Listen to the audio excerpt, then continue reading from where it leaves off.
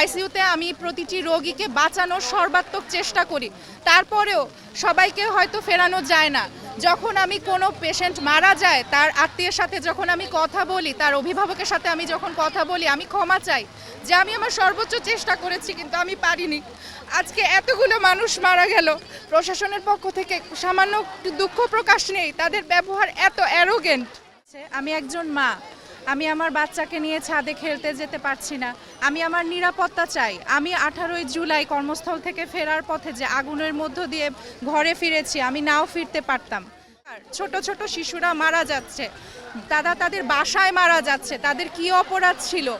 এই যে মুগ্ধ, আবু সাইদ, যাদের নাম আমরা জানি, এদের কথা চিন্তা করে আসলে রাতে ঘুমাতে পারি না, খেতে পারি না। আমি কোটা আন্দোলন একটা সাধারণ আন্দোলন ছিল, একটা শান্তিপূর্ণভাবে সমাধানে আসা যেত, এত রক্তপাত কেন হলো? উনি একটা কনফারেন্সে বলছিল যে যখন ছাত্র জনতা বা মানুষ আমাকে আর চাইবে না আমি সরে যাব, তাহলে এখন আপনি কেন সরছেন না? আপনাকে কেউ চায় না, আপনি কেন বুঝে না বুঝার ভান করেন? উনি বুঝেও না বুঝার ভান করে যে ছাত্র জনতা ওনাকে চায়, আসলে ছাত্র জনতা ওনাকে চায় না, কেউ ওনাকে চায় না।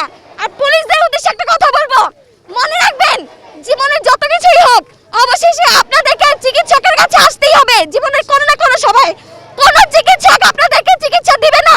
আপনারা সময় থাকতে ছাত্রদের পাশে দাঁড়ান, ভালো পথে আসুন, ন্যায়ের পথে আসুন, আমাদের সাথে আসুন।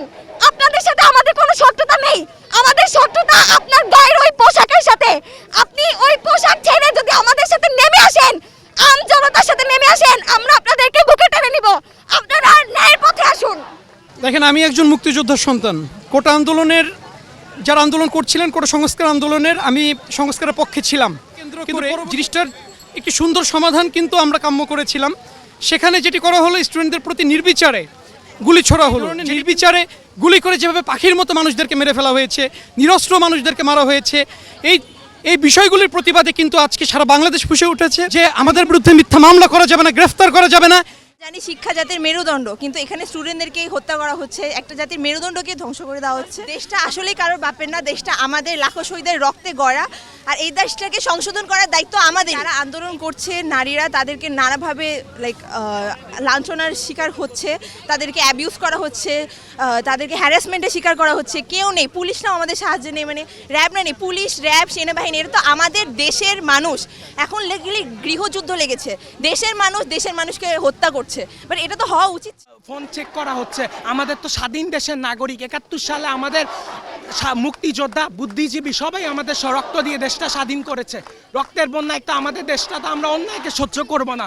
আমাদের এই রাস্তায় বেরোইলে আমাদের ভয় লাগে। আপনি বিশ্বাস করবেন না, আমি আমার পকেটে আইডি কার্ড নিয়ে বেরোই। আমি যখন টিউশনিতে যাই আমার সাথে আইডি কার্ড নিয়ে যাওয়া লাগে। কেন যাওয়া লাগে? কারণ আমাকে যদি পুলিশ ধরে ফেলে। আমরা চিকিৎসক সমাজ বা আমরা মেডিকেল শিক্ষার্থীরা যারা আছি, আমরা এক একটা মানুষের জীবন বাঁচানোর জন্য আমাদের লাইফটাকে স্যাক্রিফাইস করে দিয়ে পড়াশোনা করছি। সেইখানে সরকার নির্বিচারে গুলি চালিয়ে যাচ্ছে, ছোট ছোট বাচ্চাদেরকে তিনি ছেড়ে দেননি। সেখানে আমরা চিকিৎসক সমাজ চুপ করে থাকতে পারি না। আমরা সবাই এই কারণে একত্রিত হয়েছি, আমরা মাঠে নেমেছি। আপনি যে দলই হন, আপনি যদি ছাত্রলীগও হন, আপনার যদি মত প্রকাশের একটা অধিকার থাকে, আপনি যে কথা বলবেন যে না প্রাইম মিনিস্টার এই জিনিসটা ভুল হয়েছে, এই জিনিসটা বলার অধিকার আপনাকে থাকতে হবে, এই অধিকারটা আপনাকে দিতে হবে। সরকারের নিশ্চিত করতে হবে যদি কেউ বলে সরকারের এই নীতিটা ভুল হয়েছে, এই ভুল নীতিটা সরকারকে মেনে নিতে হবে, মেনে নিয়ে যথাযথ ব্যবস্থা করতে হবে।